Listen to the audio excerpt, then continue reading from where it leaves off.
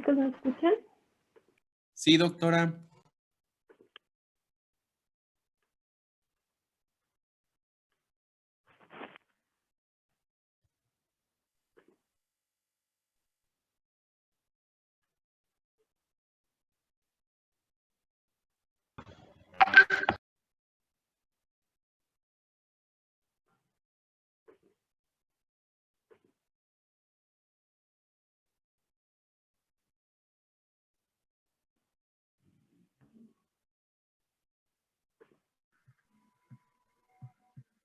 Creo que yo no los escucho.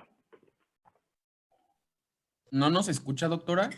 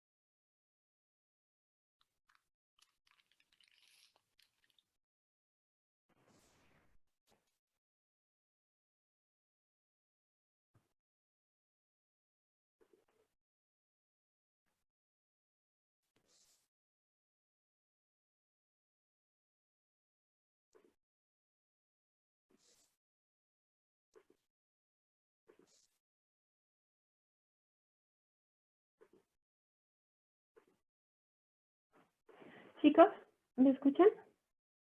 Sí. Ya los escucho. Perdón. Bueno, lo primero que hay que hacer cuando un paciente llega con una intoxicación aguda es tratar de detener la absorción, si es que todavía es posible. Dependiendo de cuál haya sido la ruta de administración, en este caso del fármaco, del agente o del veneno, por ejemplo, si fue de ojos o de piel, pues deben lavarse abundantemente. Pero ¿qué pasa cuando la administración, por ejemplo, fue, no sé, oral, que es muy normal este caso? Pues también es importante detener la absorción. Y existen diferentes estrategias, como son el vaciado gástrico a través de un lavado, la absorción del veneno, la irrigación intestinal y catarsis. Las indicaciones mínimas para considerar la descontaminación gastrointestinal incluyen que el veneno debe ser potencialmente peligroso. El veneno aún debe de estar sin absorber en el estómago o el intestino, por lo que debe de ser poco después de la ingestión. El procedimiento debe poder realizarse de forma segura y con la técnica adecuada. Bueno, en el caso de la absorción de un veneno se refiere a la unión del veneno a la superficie de otra sustancia para que el veneno esté menos disponible para ser absorbido por el cuerpo. ¿Okay? Por ejemplo, como aquí colocan unos ejemplos de la tierra de batán. La tierra de batán es un absorbente del paraquat. El paraquat lo utilizan mucho los agrícolas. El azul de Prusia se une al talio y al cesio. El poliestireno sódico puede absorber el litio. Pero el más utilizado es el carbón activado. El carbón activado presenta en su estructura poros internos, lo cual le dan la capacidad de absorber, porque dentro de esos poros internos puede concentrar, en este caso, los fármacos o los venenos. ¿Okay? La dosis recomendada es de 0.5 a 2 gramos por kilogramo en peso corporal, hasta una dosis máxima tolerada de 75 a 100 gramos. Se estima que 10 gramos de carbón activado se pueden unir aproximadamente 1 gramo de fármaco. Sin embargo, los alcoholes, los corrosivos, los hidrocarburos y los metales no se pueden absorber por el carbón activado. Existen ciertas complicaciones con el uso del carbón activado. Pueden provocar vómitos, estreñimiento, aspiración pulmonar y muerte. No se debe de administrar carbón a pacientes con sospecha de perforación gastrointestinal ni a pacientes que puedan ser candidatos para una endoscopía. También existe la irrigación intestinal. La irrigación de todo el intestino implica la administración de una solución electrolítica isotónica de polietilenglicol.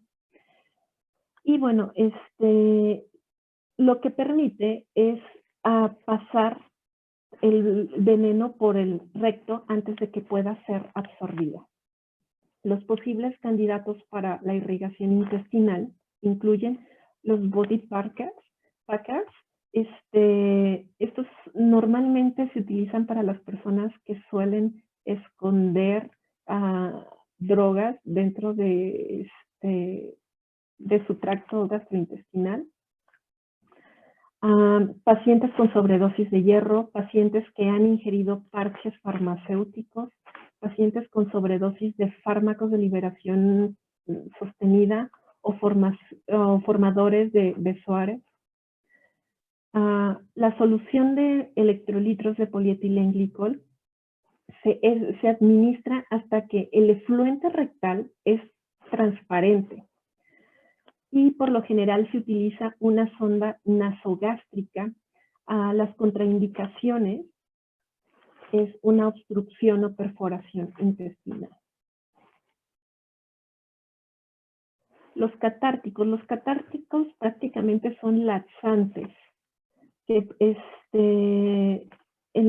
permite que el agua se retenga con las heces y facilite el proceso de excreción.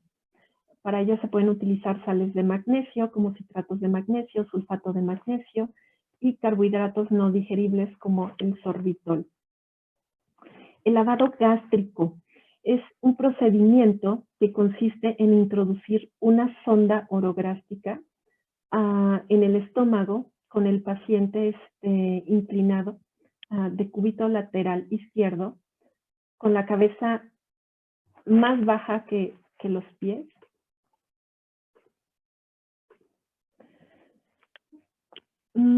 Las complicaciones que existen, bueno, un traumatismo mecánico en el estómago o el esófago, aspiración pulmonar del contenido del estómago y estimulación del nervio vago. También, bueno, el proceso del lavado gástrico prácticamente es hasta que el líquido, se le dan varios procesos de lavado hasta que el líquido regresa limpio. Lo primero es obviamente retirar el contenido del estómago, después se le coloca, en este caso, agua tibia y con eso se hacen los lavados. Con solución salina tibia en este caso. Y el proceso continúa hasta que el líquido de lavado regresa limpio. Doctora, parece que no es ese líquido que se usa para el lavado, no es uno como de color negro. La verdad lo desconozco, Ángel, pero tiene que ser nada más algo que yo dije agua, pero no es agua. Tiene que ser una solución salina para evitar muerte celular. Entonces, no lo sé, no sé si sea si sea oscuro. Lo desconozco de qué color sea la solución, Ángel. Pero si gustan lo podemos revisar más a fondo, si les interesa cómo se hace bien el lavado gástrico. Doctora, Ajá. y cuando llegan pacientes por intoxicación por alcohol, ¿cuál es lo que se hace más comúnmente? O sea, el método que se usa. Por ejemplo, dependiendo de qué alcohol. no sé, etanol, por ejemplo. Etanol, pues, es mantener con suero para inducir la eliminación por vía, por el riñón, por excreción renal. Y en etanol, ¿qué más pueden poner? Sí, suero prácticamente, y a veces dan ciertas cantidades de vitamina B12, que también facilita la eliminación del etanol. Pero te digo, también dependiendo de qué alcohol. Otro puede ser el metanol. En el metanol, lo que tratan es sí tratan de favorecer la eliminación renal, pero lo malo del metanol, perdón, son los metabolitos que generan. El metanol sí puede ser letal, a diferencia del etanol, ¿no? O sea, sí, obviamente el etanol también es letal, pero a dosis muy, muy, muy grandes. Y el metanol no. El metanol pueden ser dosis pequeñas, pero los metabolitos que produce pueden ser muy tóxicos. Entonces lo que se hace es inhibir el metabolismo del metanol para evitar que produzcan estos metabolitos tóxicos y favorecer la eliminación renal del metanol tal cual.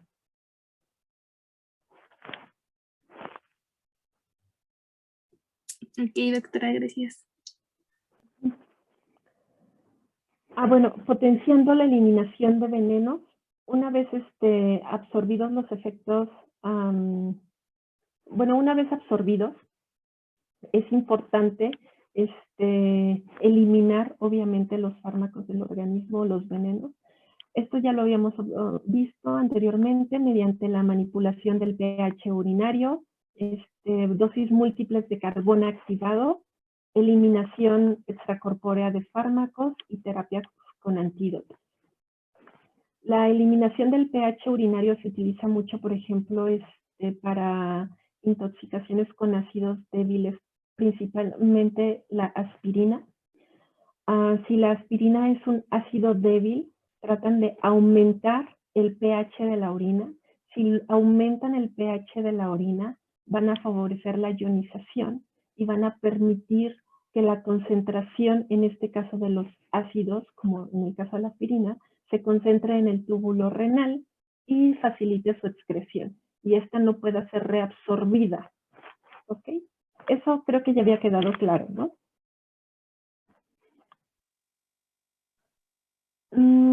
La alcalinización, bueno, está contraindicada en la insuficiencia renal. Y bueno, también se pueden utilizar dosis múltiples de carbón activado para eliminar, fármacos. Las múltiples dosis pueden acelerar pues el proceso de eliminación, interrumpir la circulación enterohepática, y también el carbón puede crear un gradiente de difusión a través de la mucosa gastrointestinal.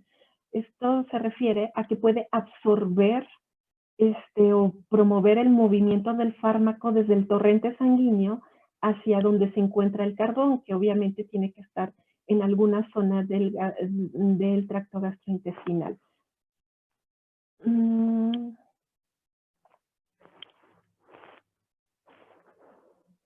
La eliminación extracorpórea de fármacos, esto se da mediante hemoperfusión por diálisis. Se intenta limpiar a la sangre, o más bien quitar el fármaco de la sangre. La hemoperfusión implica el paso de la sangre a través de un cartucho que va a contener ciertos absorbentes que van a permitir que los fármacos se queden unidos a esos absorbentes y pasar la sangre hacia el organismo nuevamente. Y para este tipo de intoxicación se puede también se puede utilizar, para este tipo de eliminación es utilizada para intoxicaciones por salicilatos, por metanol, etilenglicol, litio, carbamazepina y valproato. También existen terapias con antídotos. Implica prácticamente un efecto antagónico o una inactivación química de un veneno que fue absorbido. Por ejemplo, la farmacodinámica de un veneno puede alterarse por la competencia del receptor, como en el antagonismo proporcionado por la terapia con naloxona, en el de un contexto de una sobredosis por heroína.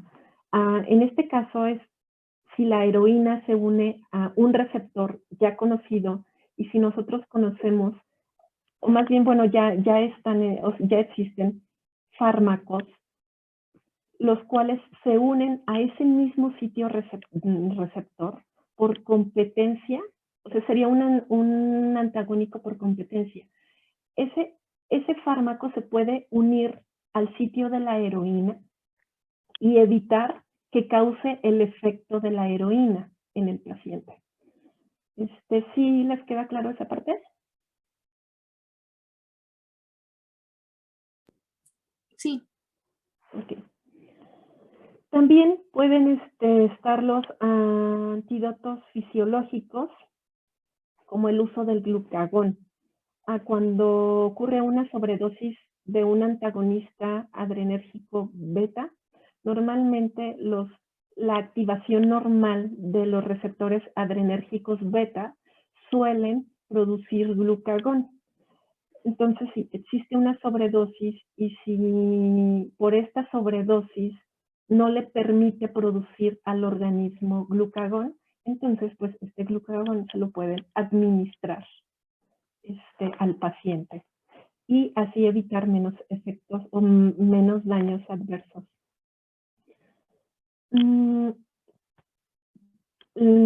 Por ejemplo, de metabolismo, como les comentaba, del etanol, del metanol, perdón, lo que hacen es inhibir al alcohol deshidrogenasa con fomepizol.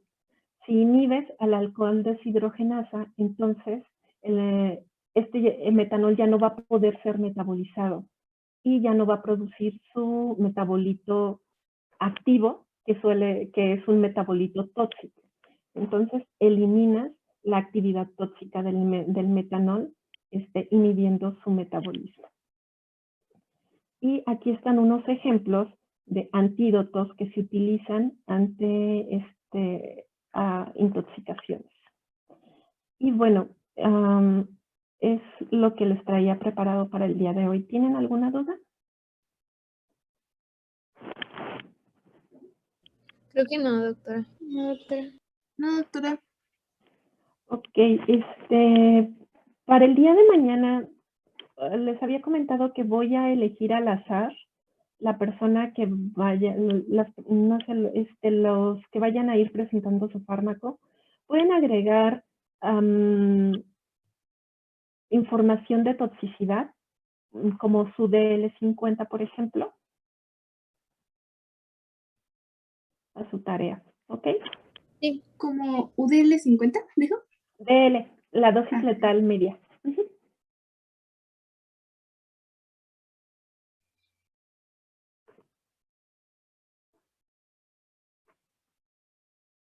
Sí, doctora, está bien.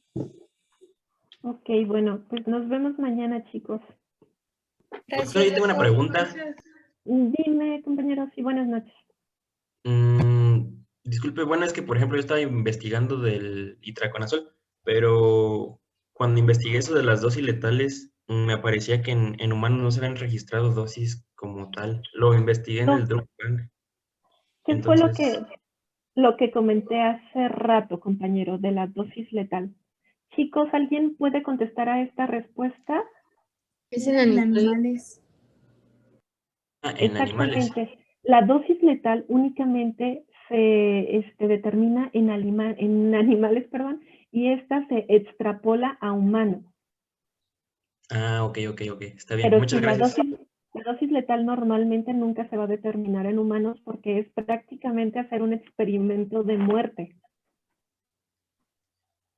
Ah, ok. ¿Ok? Sí, está bien. Muchas gracias. Sí, a ti, compañero.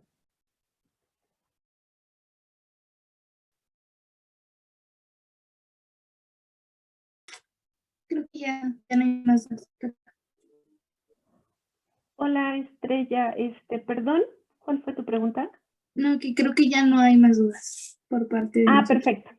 Ok, bueno, Yo gracias. sí tengo una duda, doctora. Sí, Soy Laura. Laura. Sí, ¿vamos a editar el archivo que ya subimos a plataforma o solamente en nuestra presentación le agregamos esa información que nos pidió?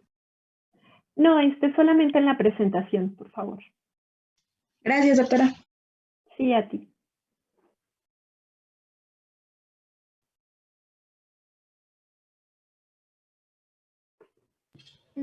¿Hasta dónde vendría el examen? Hasta el día de hoy. Ok, muchas gracias. Sí, por nada. Gracias, doctora. Gracias, doctora. Buenas Ustedes, noches. buenas noches. Gracias, Gracias, doctora. Gracias.